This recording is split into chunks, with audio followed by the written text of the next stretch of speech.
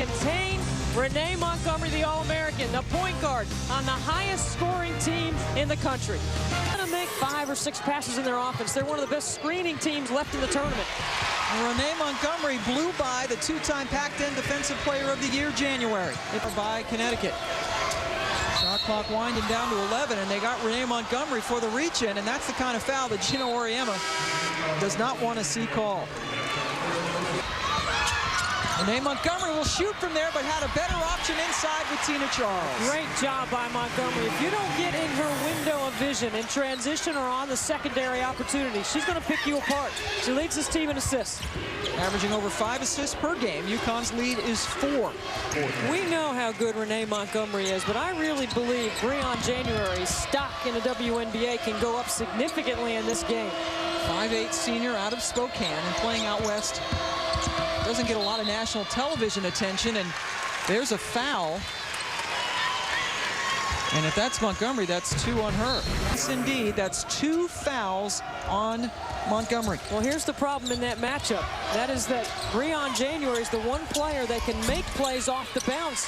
Renee Montgomery's going to have to be careful. So Renee Montgomery, the senior, still in there with 2 personal fouls.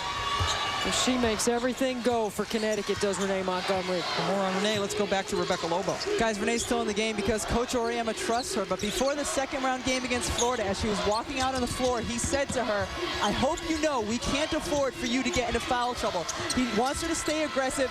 Don't worry about fouling, but be smart. But she's got to be careful the last 14 minutes. Montgomery with the ball goes over January and hits again. Not only does Gino Auriemma trust Renee Montgomery, the entire team trusts her. She's their leader, and she's been their leader all season. One of the most durable players in the history of Connecticut basketball. Montgomery elevates and hits. Without Breon January on the floor to keep Renee Montgomery in check, that becomes a very difficult defensive assignment for Arizona State. Auriemma, you know, with Renee Montgomery picking up her second foul, he still didn't say anything to her in that last time out about being smart and picking up a third. So much trust. I wonder if Maya Moore or Tina Charles picks up their second, will they also stay in the game, guys? She rejects the stagger up top and tries to go one-on-one. Good defense by Dixon. Montgomery, who can go down the court with the greatest of ease. And January gets up limping, and because she was falling out of bounds, she couldn't get up and get in front of Renee Montgomery to contest that layup. And that she wanted to make him run, make him move around like Deb mentioned. Montgomery working against January. Talent on talent. Oh, she goes right by her again. And is called for the charge. That's 3 on Renee Montgomery. Boy, this is a very difficult scenario for Connecticut. Watch Montgomery. Makes a great move right here to the basket. Wow. Now watch where the defender is defensively. She's almost in the basket. 3 fouls. Renee Montgomery on the bench with 3 fouls for the Huskies. Let's go back to Rebecca Lobo.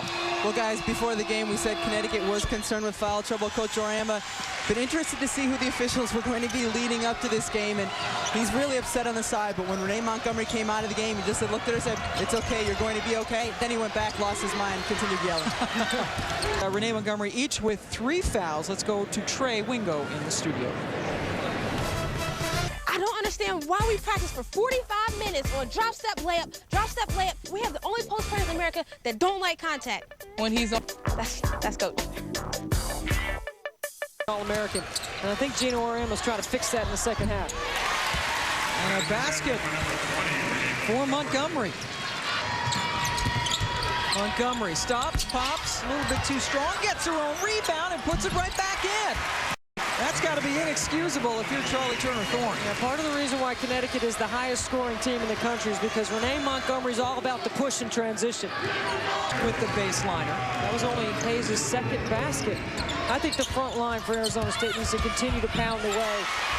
You just can't let Renee Montgomery do that because Montgomery is programmed to go until somebody stops her. Well, if you don't stop her, she's going all the way to the rim. That's it, and she went in for her 14th point.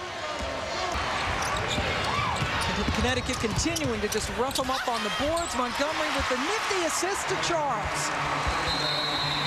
Carly Turner-Thorne has seen enough. The lead has grown to 13.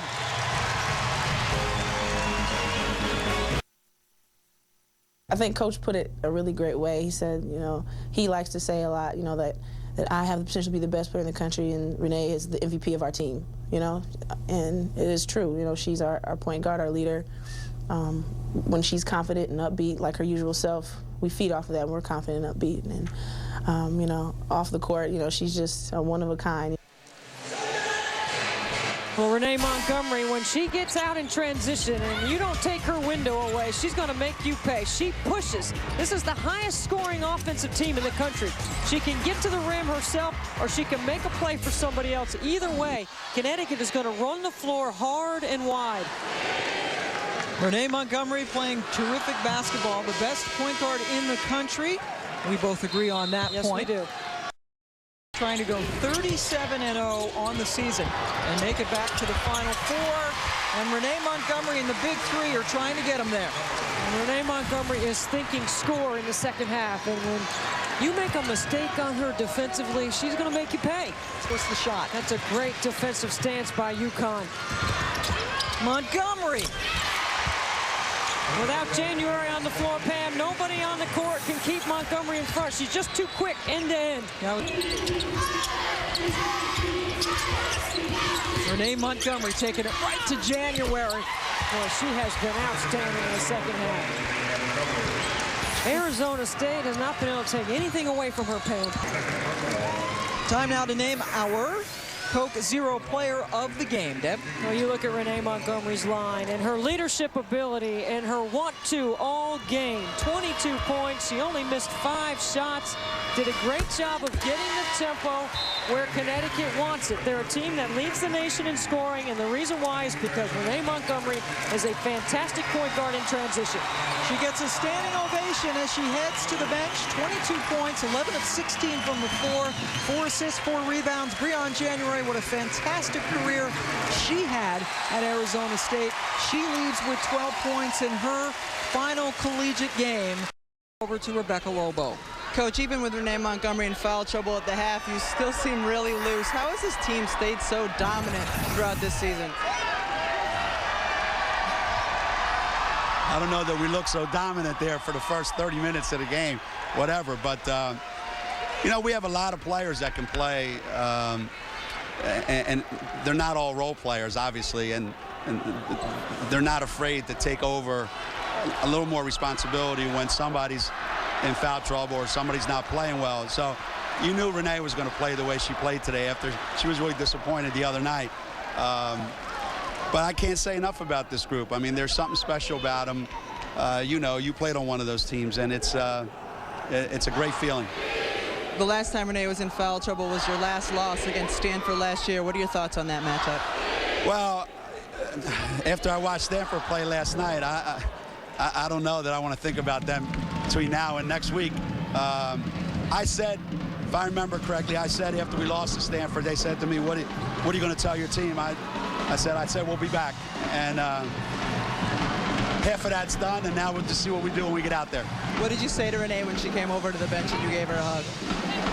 I said, you know, this is what you wanted, right? She said, yeah. I said, but we're not done yet. She said, no, this is different than last year. So look at her. Thanks, Coach. Renee, Coach said that when you came over, you told him that this is different from last year. How is it going to be different from last year? You know, last year we were just like so happy to make it to the Final Four, and I think, you know, our whole goal starting the preseason was we're going to get it to the Final Four. We're going to get our seniors there. And I think this year, you know, our mindset is we're definitely happy, as you hear, that we're in the Final Four. But, I mean, we have to look further than that because last year we lost there. What do you have to do in St. Louis for this team to be considered one of the best ever? I don't know. I guess just keep playing. I don't try to think about that. I just want to win a national championship. All right. Congratulations, Renee. Thank you. Bam. Thank you, Rebecca.